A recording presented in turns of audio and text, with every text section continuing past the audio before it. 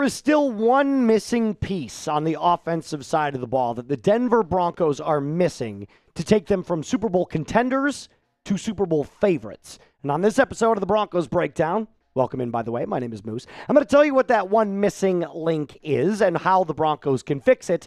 And then on the back half of this episode, we're going to talk a little bit about Riley Moss and what all the fans are talking about with Riley, because there is some good with Riley Moss and then there is some not so good and everything in between when it comes to number 21. Let's start, of course, with the offense and the main subject of today's video.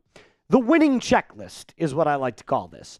Do the Denver Broncos have a high-caliber defense with the pass rush, the cornerback and the safety room, the defensive backfield with the star-studded playmakers spread throughout the defense? Of course they do. Check mark it. They have a clutch quarterback in Bo Nix and Sean Payton, who is an excellent second-half adjuster. Check mark it. But do they have the powerful run game needed to sustain drives and win football games deep in the playoffs? Right now, that remains to be seen. Now, before I break it down from an X's and O's perspective, we're going to be live for every single Denver Broncos game. So do me a favor, if you haven't done so already, hit that big free red sub button, hit the bell icon, select the all option, never miss a time that we post anything, videos or go live. Sports Illustrated broke down the game yesterday against the Washington Commanders, but then took a little bit more of a bird's eye view of what the Broncos running game has looked like since J.K. Dobbins went out with his injury. Here's what they said. The Broncos' run game has suffered mightily in J.K. Dobbins' absence. Only rushing for 87 yards against the Commanders' bottom 10 rushing defense. Not so good. Taking out Bo Nix's 2 scrambles, the Denver Broncos running backs only had 71 yards, with RJ Harvey leading the way at an abysmal 35 yards on 13 carries, 2.7 yards a carry. Harvey's 2 touchdowns were impressive and great to see, but the Denver Broncos need him and the rest of the backfield to be much more consistent in gaining yards so Nix doesn't have to throw the ball 40-plus times per game. Spot on. We forget Bo Nix is year 2 in the system. He's year 2 as an NFL quarterback. He is not at the point yet where he can be Tom Brady, Peyton Manning, John Elway, or any of the, glorified NFL Hall of Famers and have consistency throwing the ball 45 to 50 times a game. Those are for when you're year 5, 6, 7, all the way down into much later on in your career. We should still be aiming for Bo Nix to be throwing the ball 26 to 35 times a game. 40-plus times gets very, very dangerous. You see the full scope of the Bo Nix experience. There's moments where he looks amazing. There's moments where he looks icy. There's moments where it is really awful, and you get everything in between. So that's why the importance of this great running attack is now more present, I should say, than it ever has been. If we just take a look really quick at the Denver Broncos running back depth chart and what it looks like now that J.K. Dobbins is pretty much out for the season with the opportunity to come back for the Super Bowl, you've got RJ Harvey, Tyler Bidet, and Jaleel McLaughlin. Not a single one of these players has shown so far to be able to get it done between the tackles. They might be great outside of the tackles. They might be great with the ball in their hands and creating space and getting out in open space and making things happen with their agility. But this is a must-fix problem. This is no longer one of those situations where the Denver Broncos can afford to not take this issue seriously or makeshift it. It's not a Band-Aid on a bullet hole anymore. It's got to get fixed. What's one way you can fix it without signing a single player? Without going out and, getting into the pool of free agent running backs? Well, you can run 13-man personnel. The Broncos must adopt more of a 13-man personnel in their offensive packages. What's 13-man personnel? It's a 3 tight end set. That's essentially what it is. Now, I found this crudely constructed screenshots on the internet that kind of highlights what 13-man personnel is. I'm going to play weatherman for you real quick. You can notice that 2 tight end sets, usually in an under center formation. So you bring 2 extra tight ends to the right or to the left or on either side, and you just run a more powerful style of formation. This works well in I formation, strong formation, weak formation, etc. This is what Kyle Shanahan, Ben Johnson, Sean McVay run better than almost any coaches in the NFL. Shane Steichen loves to do this too. Why? Because they prioritize the ground game and then the play action game to get their quarterbacks out in open space and make the game simpler for them. That is how you're going to have sustainability in the playoffs. So Sean Payton, not that I know more than you about football, because clearly I don't. I'm just some schmuck on YouTube. But I do know this. If you take a look at the AFC playoff picture, this currently is what it's going to look like if the playoffs started today. What's one thing that almost every single team has in common here? The Bills have a great run game. The Colts have a great run game. The Ravens have a great run game. The Jaguars have a very sustainable run game. The only three right now that really don't are the Chargers, Patriots, and Broncos. Well, the Chargers have a bunch of injuries. So that's the problem there. Okay, so we can just kind of like put that aside. The Broncos and the Patriots are the two teams that don't have the consistent run game.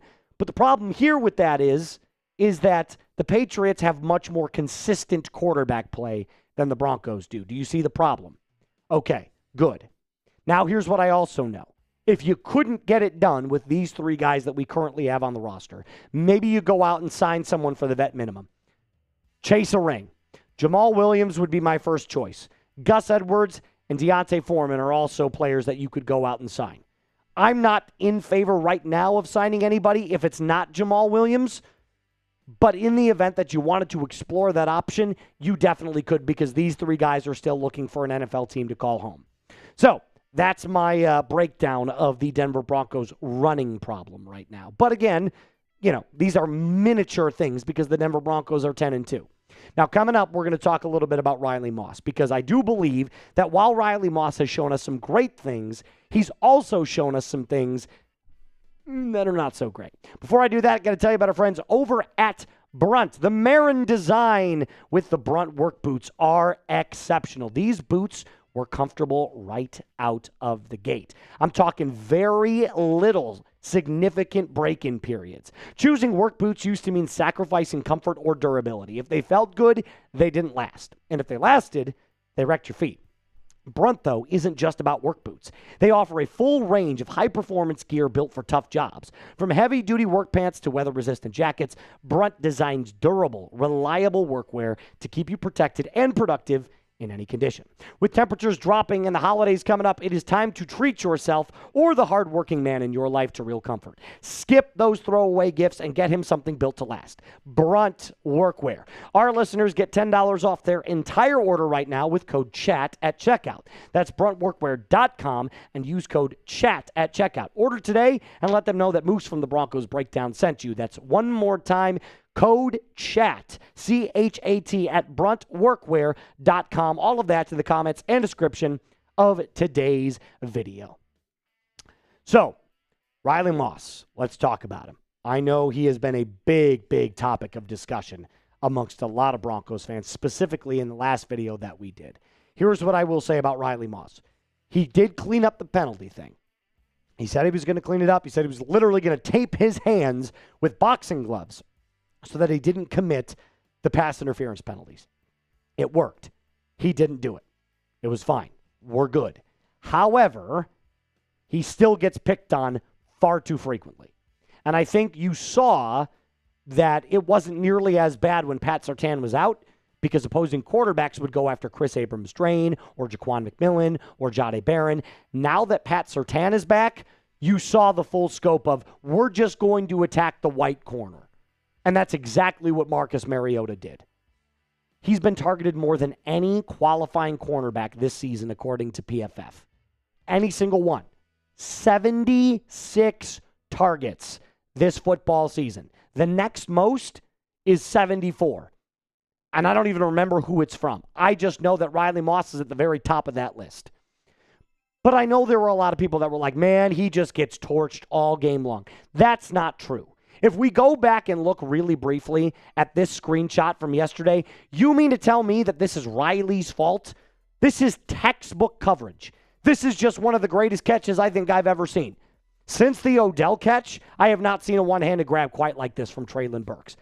Did you know that was his second career touchdown, by the way? That was just a fluke play. But I also know that we cannot sit here and glaze Riley Moss because he does give up the big play far too frequently. Predominantly Orange, one of my favorite Denver Broncos blogs, said this: Moss had multiple pass breakups before that play. Yes, he did. And another couple of them after that play. Yes, he did. However, late in the game, once again, seam route up the sidelines, put himself in a rough position. That play, by the way, was to Deebo Samuel. The Broncos gave up a touchdown to Terry McLaurin on a busted coverage play where it appeared Moss was one of the closest players. The play was called back due to holding on the Commanders' right tackle. And I didn't even mention, like I said, that play right before where Deebo Samuel cuts up the sideline. Riley Moss is a player that is going to give up a big play or two. While he does give you the big play breakups like you saw yesterday, this is part of the Riley Moss experience. The same way that Bo Nix every so often will have a really bad throw or go through stretches where it just doesn't look quite right. This is part of Riley's game. You get the highs and the highs of the pass breakups. You get the lows of the lows when it comes to giving up the big play.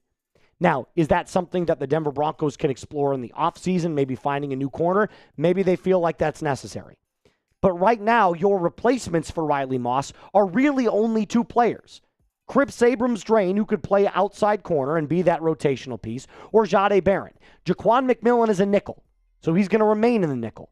Jahdae Barron is primarily a nickel corner, but has that versatility, which is why you drafted him, to play the outside corner. Here's the main problem, though, with putting Jahdae Barron on the outside. First of all, it's not his primary position.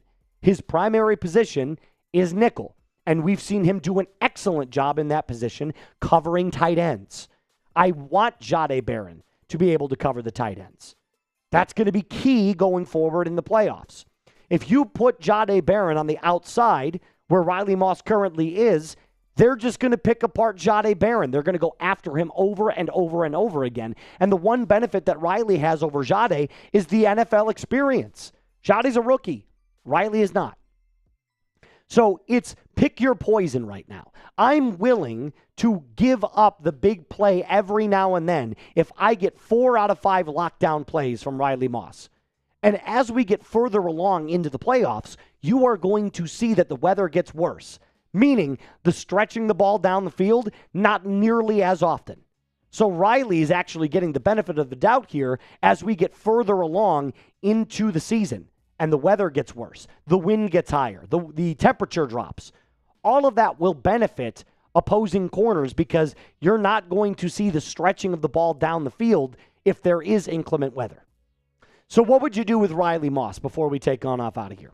Would you bench him? And if so, type B for bench. If you're typing your S for start like me, let me know why in the comment section down below. Like I told you, I don't think the Broncos have an option right now that they can put outside other than Chris Abrams-Drain, but you run into the same problem. If it's not Riley, the other person is going to get targeted frequently. You're just going to have to deal with the fact that that's the case when you have Pat Surtain on your team. That's going to do it for us on today's episode. A reminder to hit that subscribe button. Like today's video. As always, Broncos country, mile high salute. Be cool.